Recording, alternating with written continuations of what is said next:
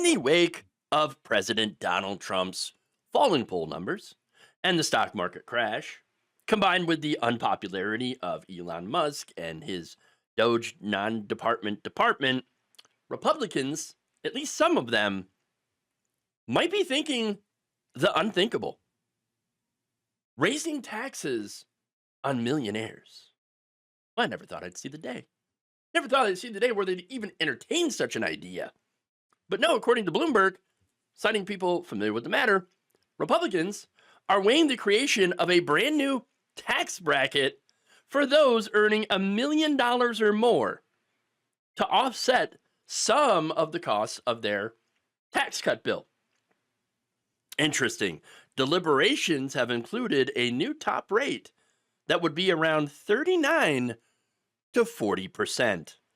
Also under consideration is raising the top tax rate, currently set at 37%, for incomes greater than $626,350 to 39.6%.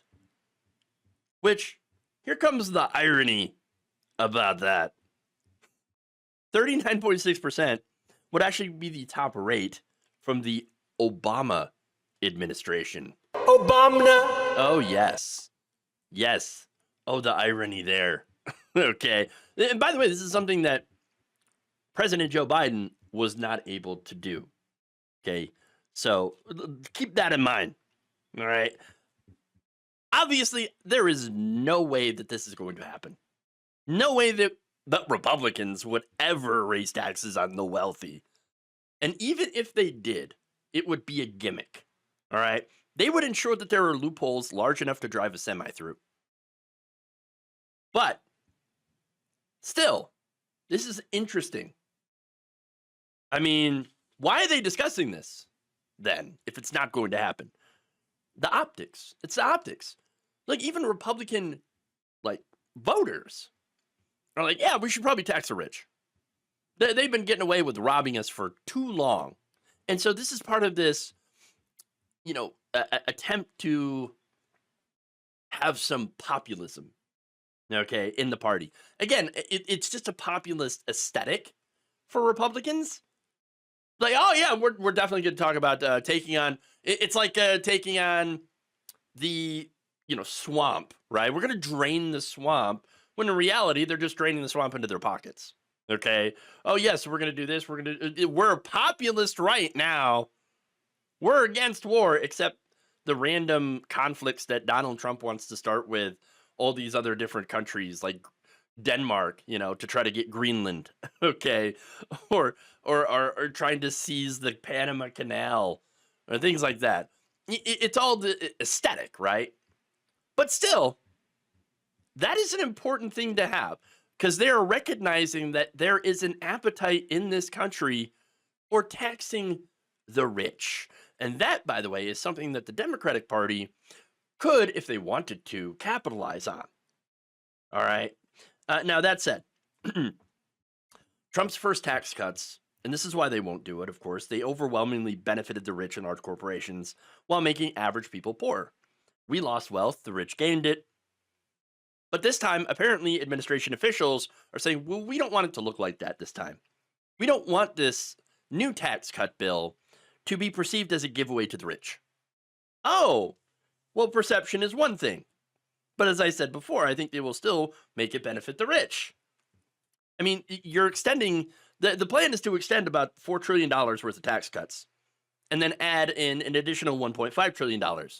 That's going to help the rich. Tax Policy Center estimated that households making over $450,000, the top 5%, would be the income group getting the largest percentage of the benefits from extending the Trump tax cuts, just over 45%. The tax cuts would average 3.2% of after-tax income for the top 1% of households, compared to 1.3% for the middle 20% of households. And of course, considering how they are trying to pay for these tax cuts by gutting Medicaid and the SNAP program, this would obliterate the poor. They do not pay enough to benefit from tax cuts. Look, again, at the end of the day, they're not going to raise taxes on millionaires. It's just not going to happen. And again, not even the Democrats have been willing to do that. Now, imagine if they did, right? And yes, I know people like Elizabeth Warren have been talking about a millionaire's tax, but when it comes to the party leadership, the Chuck Schumers of the world, they ain't never going to do it either. Okay. And think about it if they had, though. Taxing the rich and using the money to help people, they wouldn't be able to stop winning. Okay. I mean, the last guy who taxed the rich and then created very popular health and retirement programs like Social Security he was reelected so many times they had to pass an amendment to term limit him. All right. He couldn't stop winning. Why don't the Democrats do that now? Because of the donors. The same reason that Republicans will never get past the talking about possibly doing a tax on or increasing taxes on millionaires. It'll never happen. Now, funny enough, though, it did happen once. There was a Republican that raised taxes. That's Ronald Reagan.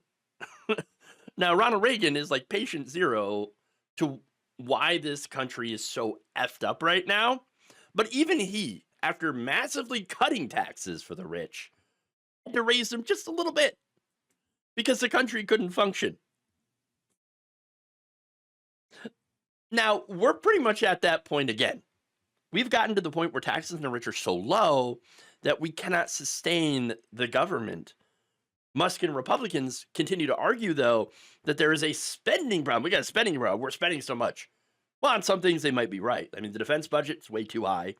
The Pentagon can't even pass an audit. So they're wasting money there. We give billions of dollars in oil, subsidies to oil companies. We subsidize large corporations like Walmart, who constantly underpay their workers to the point where they need food stamps and Medicaid to survive. You want to find the waste? There it is. That's the real waste, okay? Yes, let's get rid of that. But even so, if we do get rid of that waste, we are still going to need to tax the rich. And so, hey, Democrats, you might want to start that messaging before Republicans beat you to it. Thank you for watching. If you enjoyed this video, please like, share, subscribe, hit the bell icon in order to get notified whenever a new video is released. And if you want to support independent, progressive media through this difficult time where it seems like everybody is shutting down, you can become a member on our YouTube page, you can become a subscriber on Facebook, or you can go to my Patreon. It's patreon.com/Jeff Waldorf. Thank you.